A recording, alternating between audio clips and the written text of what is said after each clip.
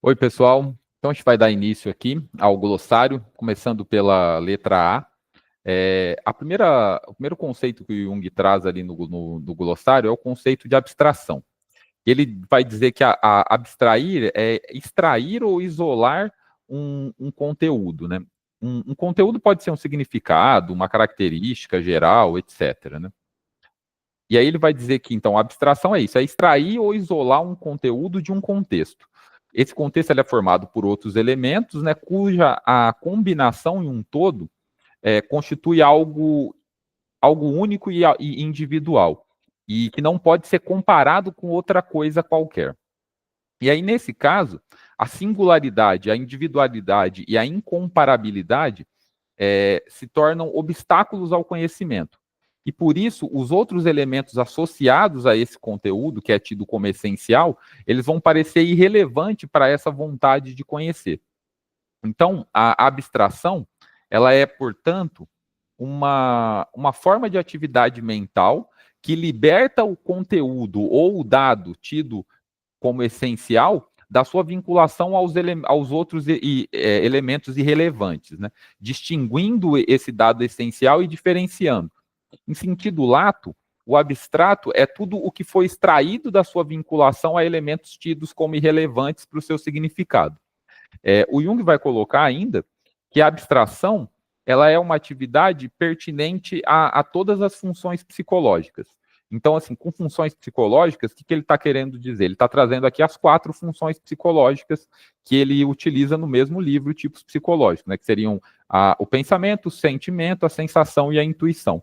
E ele vai dizer, então, que a abstração é essa atividade pertinente a todas essas funções. Então, assim como existe um pensamento abstrativo, existe também um sentimento abstrativo, uma sensação e uma intuição, e assim por diante, né? O pensamento abstrativo, ele vai tomar um conteúdo, né, caracterizado por qualidades racionais e lógicas, e vai separar esse conteúdo dos elementos que sejam irrelevantes. Né? Um sentimento abstrativo, ele vai fazer a mesma coisa, só que o conteúdo vai ser caracterizado agora não mais por qualidades racionais e lógicas, e agora por valores sentimentais. E assim também com a sensação e com a intuição. O Jung diz ainda que na concepção dele, os sentimentos abstratos, eles corresponderiam aos sentimentos, entre aspas, superiores ou ideais. Né? Ele vai dizer que os sentimentos abstratos estão na mesma linha dos pensamentos abstratos. Né? A sensação abstrata, por outro lado, ele diz que ele poderia chamá-la de sensação estética, em oposição à sensação dos sentidos. E a intuição abstrata ele chama de simbólica, em oposição à intuição da fantasia. Né? Depois ele vai ter o verbete fantasia, e ele vai ter um verbete para cada função, aí a gente vai entrar com mais detalhe em cada uma dessas funções. Né? Agora aqui o nosso foco está na abstração mesmo, no conceito de abstração. Nesse trabalho, no livro Tipos Psicológicos, o Jung ainda vincula o conceito de abstração também à concepção de um processo psicoenergético, né? Então ele vai dizer assim que quando a gente assume uma atitude abstrativa em relação ao objeto, eu não deixo que esse objeto atue sobre mim como um todo.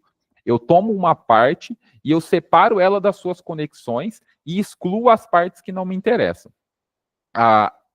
A minha intenção nesse caso é me livrar desse objeto enquanto totalidade única individual e só aproveitar uma parte. Evidentemente, eu tenho a visão do todo, mas eu não me aprofundo nessa visão. O meu interesse, ele não vai para o todo, mas ele sai do objeto como um todo e volta para mim com a parte escolhida. Então, o que quer dizer isso, né? Ele volta ao mundo dos meus conceitos, que já está pronto ou constelado para abstrair uma parte do objeto. Só é possível abstrair do objeto mediante uma constelação subjetiva de conceitos. Então, tem alguma coisa, uma predisposição em mim, que já está procurando determinada coisa. E aí, quando eu me defronto com esse objeto, para não lidar com o objeto como um todo, eu separo aquela coisa que me interessa, para onde o meu interesse se direciona. Quando eu falo interesse aqui, Interesse é um sinônimo, pelo menos na psicologia junguiana, de energia psíquica, ou ainda de libido. Então, quando eu estou falando de interesse, eu estou falando de libido, eu estou falando de energia psíquica, né? Então, o que acontece?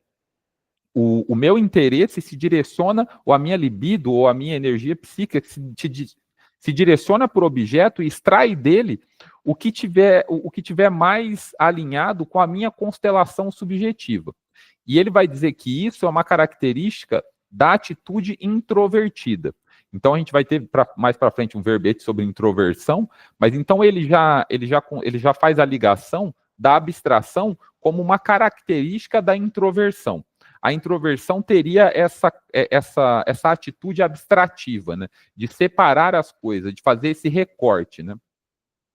Então, o Jung vai definir ali ainda que ele vai chamar de abstrativo uma atitude quando, por um lado, ela é introversiva e, por outro lado, ela assimila também aos conteúdos abstratos à disposição do sujeito uma parte do objeto tida como essencial.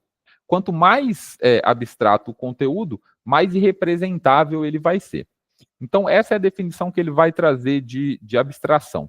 E esse foi o nosso primeiro verbete. Até mais, pessoal.